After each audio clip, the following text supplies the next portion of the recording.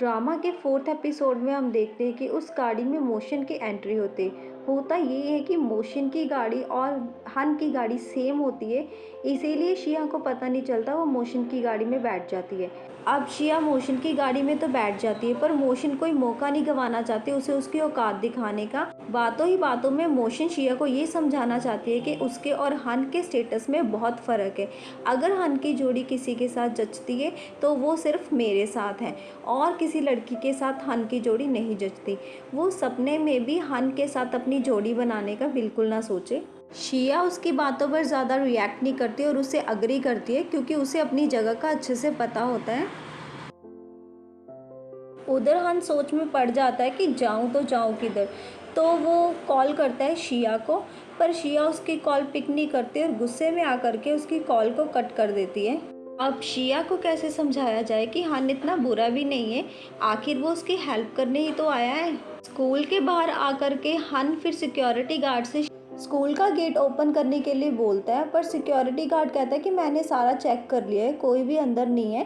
फिर हन पूछता है कि तुमने कोई लड़की देखी जो लुक वाइज ज़्यादा सुंदर ना हो, पर सिक्योरिटी गार्ड उसे कहता है कि कोई स्पेसिफिक चीज़ बताओ जिससे पता तो चले। तो हन सिक्योरिटी गार्ड को शिया की पिक्चर दिखाता है। पिक्चर देख करके गार्ड उसे बोलता है कि हाँ, ये सेम तुम्हारी जैसी बेंटले गाड़ी में बैठ कर कहीं गई है। तो हन समझ आता है कि बेंटले गाड़ी तो मोशन के पास ही है। गाड़ी में बैठे हुए मोशन उसे परेशान करना ही नहीं छोड़ रही थी।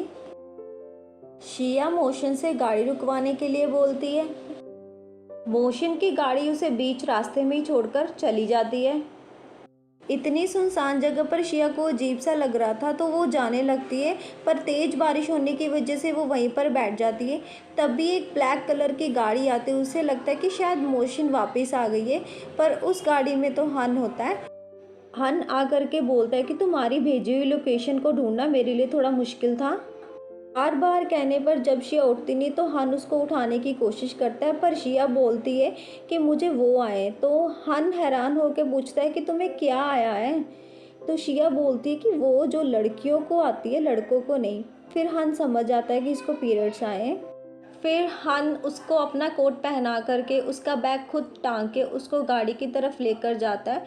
मतलब इसे साफ साफ पता चलता है कि हन बहुत केयरिंग भी है शिया के लिए। गाड़ी में बैठकर हन शिया को डांटता है, पर शिया ज़्यादा रिस्पॉन्स नहीं करती, वो बस टॉवल से ही अपना सर पोंछती रहती है। फिर हन गाड़ी को एक होटल के बाहर खड़ी कर देता है और शिया को बाहर निकलने के लिए बोलता है। शिया गलत समझ जाती है, उसको लगता है कि हन शायद कुछ गलत इरादे से यहाँ पर उसको लेकर आया। हन को भी समझ आ जाता है कि शिया को क्या प्रॉब्लम हो रही है, तो हन उसे कहता है कि चिंता मत करो, ये होटल हमारा है। अगर मैं तुम्हें इस हालत में घर ले जाता तो मॉम का तो तुम्हें पता ही है, वो मुझे मार ही डालती। ये सब सुन करके शिया गाड़ी से बाहर आ जाती। हन फिर उसका हाथ पकड़ करके उसको होटल के अंदर लेकर जाता है। अंदर आकर के शिया फिर बाथरूम की तरफ जाती है और मिरर में जब अपने आप को देखती है तो वह हैरान हो जाती है। तभी हन वहाँ पे आ जाता है, तो शिया उसको बाहर जाने के लिए बोलती है, पर हन उसे कहता है कि उसका फिगर नूडल जैसा है, तो उसमें उसको इंटरेस्ट नहीं है। शिया गुस्से से हन के मुंह पर ही डोर बंद कर देती है। इसके बाद फिर हन अपनी मॉम को कॉल करके कहता है कि शिया मेरे पास है, आप परेशान मत होना, वो बिल्कुल ठीक है। शिया हन को कपड़े देती है धुलवाने के लिए, तो हन वो कपड़े लेकर के मैनेजर को दे देता है उसको ड्राई वॉश करवाने के लिए। और शिया के लिए जब सामान मंगवाना होता है तो उसे समझ नहीं आ रहा होता है वो कैसे बोले, और मैनेजर को कहता है कि वो चीज़ लेकर आना। जो मैनेजर कहता है कि कौन सा ब्रांड चाहिए, तो हन मैनेजर से कहता है कि मैं तुम्हें कैसे बता सकता हूँ, मैंने कौन सा कभी इसको यूज़ करा है। बेचारे हन को शिया के चक्कर में पता नहीं क्या क्या करना पड़ रहा था। तो हन शिया के बाथरूम के बाहर जाकर उसे कहता है कि जब से उसके होंठ शिया के होंठों को छुए तब से उसको एलर्जी नहीं होती, इससे पहले उसको हमेशा होंठों पे एलर्जी हुआ करती थी।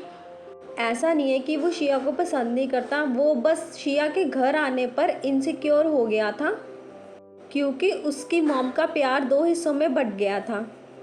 फिर इसके बाद हान शिया के लिए अपना लव कन्फेस करता है और उसे कहता है कि लगता है मैं तुम्हें पसंद करने लग गया हूँ। फिर ये भी दिखाया जाता है कि हान को शिया की शर्ट बहुत पसंद आ गई थी जो उसने स्टिच करी थी उसके बर्थडे पर। हान शिया से कहता है कि उस दिन जब मैंने डेट वाली बात करी थी वो मैंने कैजुअली कर दी थी, उसके लिए मैं तुमसे माफ़ी मांगता हूँ, क्योंकि मैं मॉम के कहने पर नहीं तुम्हें डेट करना चाहता, बल्कि मैं तो खुद चाहता हूँ तुम्हें डेट करना।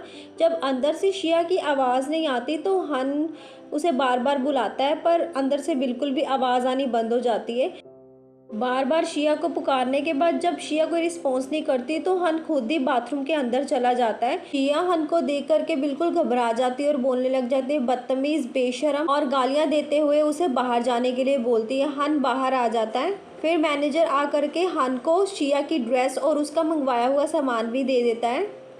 मैनेजर से सामान लेकर के हन शिया को वो सामान देता है। हन से सामान लेने के बाद शिया जैसे उन पैकेट्स को खोलती तो वह हैरान हो जाती है और वो उन पैकेट्स को हन के पास फेंक कर पहले से भी ज़्यादा उसको गालियाँ देने लग जाती है और कहती है कि मुझे पता था तुम्हारा यही इरादा था। हन ने तो शिया के पीरियड्स के लिए सामान मंगवाया था पर जब वो चेक करता है तो उसमें कुछ और ही था।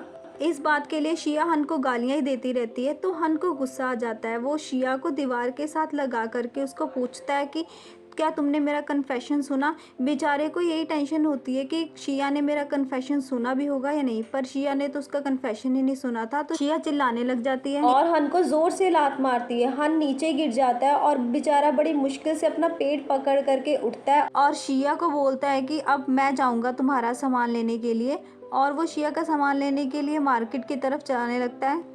मार्केट में जा करके वो इधर उधर चेक करता है किसी कोई देख तो नहीं रहा और खुद को मोटिवेट करता है ताकि वो शिया का सामान लेके जा सके, और कन्वीनियंस स्टोर के अंदर जा करके अपना मुंह छुपाता है ताकि किसी को कोई देख ना ले। और फिर जब बेड की तरफ जाता है तो उसे कुछ समझ नहीं आता। पूछने पर फिर वो 2-3 पैकेट उठा लेता है ये सोच करके कि एक से क्या बनेगा। जब सामान लेना हो जाता है तो वो फिर से अपना मुंह छुपा करके बाहर निकल जाता है। उधर शिया मोशन की बातों को बैठी सोच रही थी कि मोशन ने उसे स्टेटस के बारे में बात बोली है और वो सच भी है। हन आ करके शिया को वो सामान दे देता है और उसको चेंज करने के लिए बोलता है और बोलता है कि सबसे अच्छा वाला लेकर आया हूँ।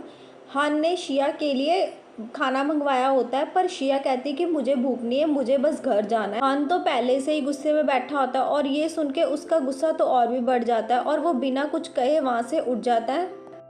जाते टाइम शिया हन को ये सब करने के लिए थैंक यू बोलती है। वो इरिटेट भी होती है क्योंकि मोशन ने उसको उसके स्टेटस के बारे में लेकर बोला था और बोला था कि वो हन के पास फटके भी ना और वो हन से दूर ही रहे। हन उसका थैंक यू सुन करके कोई जवाब नहीं देता और वहाँ से चुपचाप चला जाता है। घर आने पर हन की मोम शिया को देख करके बहुत खुश होती है और उसे ठीक ठाक देख करके कहती है कि शुक्र है भगवान का, तुम बिल्कुल ठीक हो। तभी हन वहाँ से चुपचाप से निकल जाता है और किसी से बात भी नहीं करता। शिया भी अपने रूम में जाना चाहती है पर मॉम उसे रोक लेती है। मॉम कहती है कि मैं तुमसे बात करना चाहती हूँ। मॉम शिया को हन के बारे में बताती है।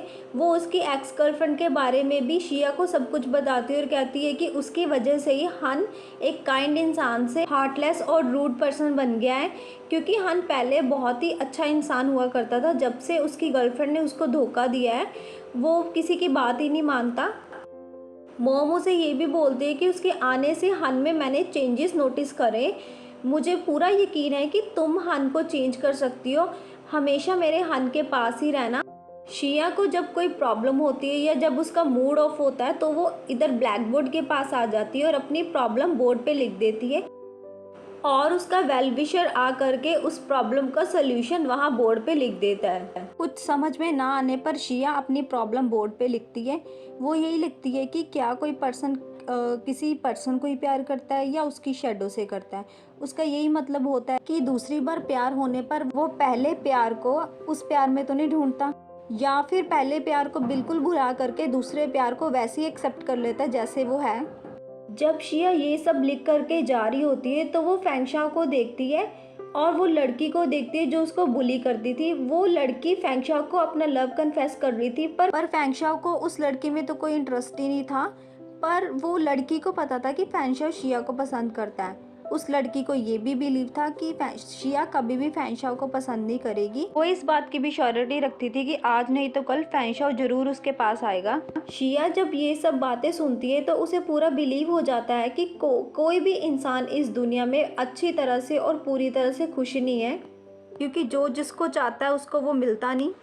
और इसके बाद जो उसने ब्लैक बोर्ड पे पहले लिखा था उसको इरेज करके ये सारी बात वो ब्लैक बोर्ड पे लिख देती है, और फिर से उसको अपने और हन के स्टेटस में जो डिफरेंस होता है उसका रियलाइजेशन होने लग जाती है। नेक्स्ट पार्ट देखने के लिए प्लीज़ सब्सक्राइब दिस चैनल।